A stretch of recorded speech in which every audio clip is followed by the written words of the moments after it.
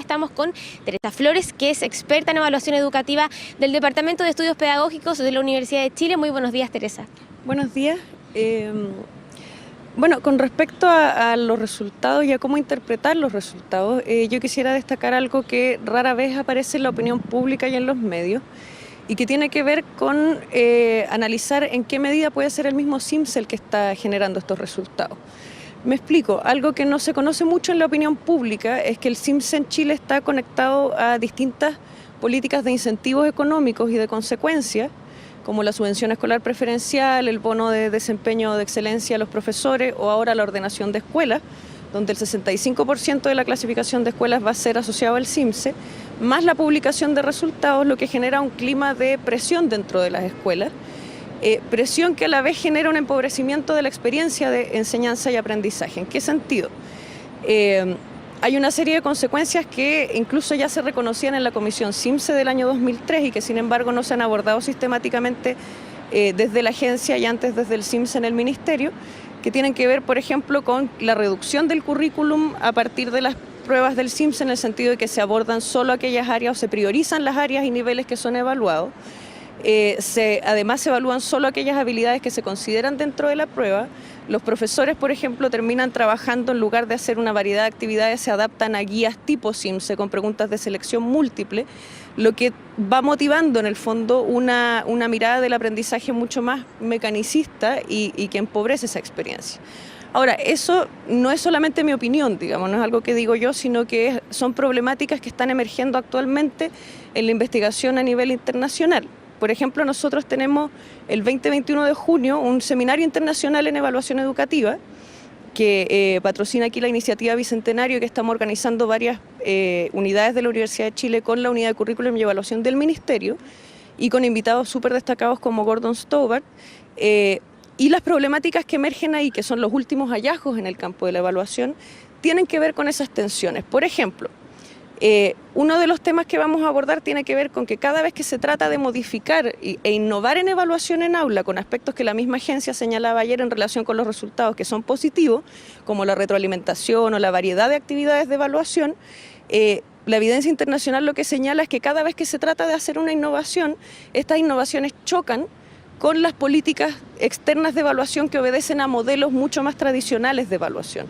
Por lo tanto, se impide ese cambio. De la misma manera, estas pruebas van generando el empobrecimiento de la experiencia pedagógica. Por ejemplo, vienen unos expertos de Brasil que también van a presentar que en ese contexto pasa lo mismo con este tipo de políticas. Y además vamos a mirarlo en perspectiva histórica, viendo cómo los sistemas de evaluación con este tipo de consecuencias históricamente han impedido el cambio curricular y pedagógico. Entonces ayer Paulina Araneda decía que no hay aprendizaje sin evaluarse, lo que es de perogrullo, digamos, y eso lo sabemos todos y estarían de acuerdo los profesores, alto al CIMSE, los estudiantes. O sea, acá el tema no pasa porque no nos queramos evaluar, sino que pasa porque la creencia errónea de fondo ahí es creer que cualquier evaluación sirve. Y en ese sentido hay que hacer una revisión profunda no solo de los usos y de los niveles de apoyo que se están dando con el CIMSE, sino que también hay que hacer una revisión profunda de las características del instrumento en el sentido de qué tipos de aprendizaje está midiendo. Y en ese sentido hay investigaciones, no solo la mía, sino que, por ejemplo, un estudio que hizo Acer, la agencia que hace PISA, en que señalaron una serie de aspectos del CIMSE que son necesarios de mejorar. Por ejemplo, que hay habilidades más complejas que no se están cubriendo, no se están probando formatos de pregunta innovadores, hay habilidades del currículum que son más complejas y que no están siendo contempladas en la prueba. Entonces yo creo que lo que hay que hacer es, en lugar de tomar estos resultados tan como vienen y desde interpretaciones más bien simplistas, que son interpretaciones generalmente poco válidas, habría que hacer una revisión profunda de hasta dónde esto mismo está afectando las lógicas de trabajo de las escuelas y por lo tanto generando esos resultados. O sea, si la práctica de la lectura la estamos enfrentando desde preguntas de selección múltiple, no es extraño, por ejemplo, que uno de los resultados que se señala es la baja de motivación de los estudiantes en relación con la lectura, digamos. O sea, ese acercamiento a la lectura no va a enganchar a nadie en el gusto por leer. Entonces, hay que darle una vuelta más, creo yo, más compleja también a Sí, respecto a eso mismo, también se ha especulado que la tecnología podría tener algo que ver en la baja en los resultados de los hombres, por ejemplo. Pero, ¿qué tan adaptadas también están las aulas a estas innovaciones tecnológicas? El uso de la tecnología, bueno, lo que pasa es que de pronto la forma en que, a ver, en Chile tenemos una brecha digital, digamos, o sea, no todos los establecimientos tienen las mismas condiciones de tecnología, ¿sí? Sería interesante poder solucionar esa brecha digital porque, por ejemplo, el poder hacer una evaluación en formato digital, si no tuviéramos esa brecha, podría ampliar los escenarios de evaluación que podríamos usar. O sea, podríamos usar audio, video, una serie de materiales. Pero también ahí yo creo que la forma de incorporación de la tecnología puede ser un poquito conservadora. ¿En qué sentido? Todos nuestros estudiantes ahora tienen celulares en la sala de clase. Esa es una tecnología que está en el aula pero que está súper desaprovechada. Entonces de repente lo que tendríamos que hacer es tener una mirada más innovadora y mirar más al estudiante. O sea, por ejemplo, en el tema de género, los estudiantes hombres bajaron, sin embargo, si tú miras los resultados, más hombres señalan que leen para entretenerse que mujeres. Entonces ahí hay una complejidad con la motivación. Entonces lo que hay que hacer es empezar a ver qué leen los estudiantes, ponerse en el mundo de los estudiantes, en lugar de estar haciéndolos adaptarse a la visión que desde el mundo adulto quizás tenemos de lo que es importante leer. Eso se puede empezar a acceder después que ya los tenemos enganchados con el tema de la lectura.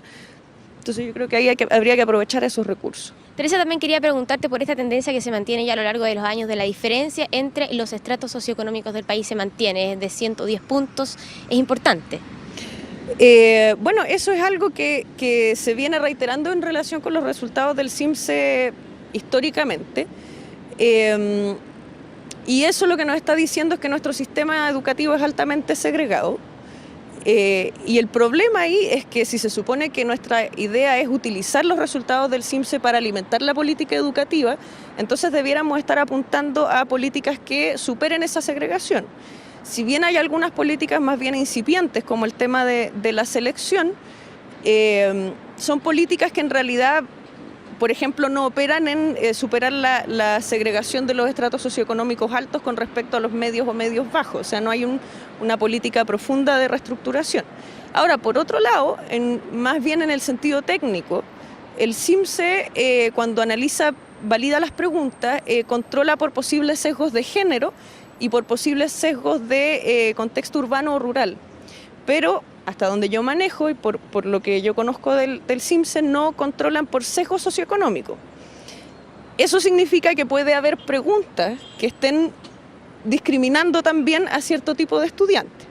Por ejemplo, hay una pregunta que está publicada en el CIMSE de escritura de sexto básico, en que se le ponen una serie de imágenes de instrumentos musicales y se pregunta al estudiante cuál es su instrumento favorito y que señale las principales características.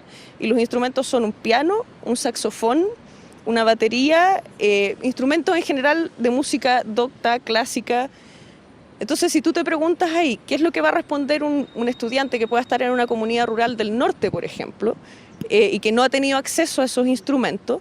Esa es una pregunta con potencial sesgo socioeconómico de todas maneras. Y que tú vas a terminar concluyendo que ahí hay un problema de escritura, cuando en realidad la pregunta discrimina. Hay otra pregunta también que yo he trabajado como ejemplo, en que hay un gráfico de matemática, en que se pregunta por la restricción vehicular y la preemergencia sin dar ningún contexto de qué son. Obviamente los estudiantes que tengan auto van a verse privilegiados en ese tipo de preguntas. El tema de cómo este tipo de prueba discrimina sistemáticamente a ciertos grupos es algo que se viene destacando desde los años 60 y 70 desde la investigación de la sociología de la educación en relación con la evaluación. Y se sigue investigando ahora y habitualmente uno buscaría mecanismos para evitar la discriminación sistemática. Entonces, por una parte, si ya venimos teniendo estos resultados hace tantos años, deberíamos estar tomando medidas y políticas acordes con esos resultados, si no, ¿para qué lo estamos midiendo? Y por otra parte habría que tener esa cautela, digamos, o sea, hasta dónde esa brecha que se refleja todos los años también tiene que ver con características de la prueba. Perfecto, Teresa, quería agradecerte por conversar con nosotros. Gracias a ustedes por invitarme. Ahí entonces, Seba Maca, conversábamos con Teresa Flores, que es experta en evaluación educativa, planteando una mirada distinta, también cuestionando la validez de esta prueba que ha entregado resultados bastante magros en términos de lectura para los estudiantes hombres de estratos socioeconómicos. Ahora hay que preguntarse qué tanto esta prueba puede medir el contexto del aula y las adaptaciones que se pueden hacer de esta evaluación en el corto plazo.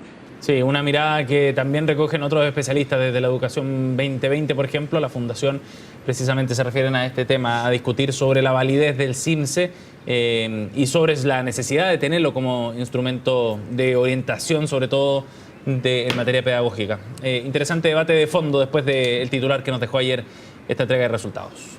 Gracias, José.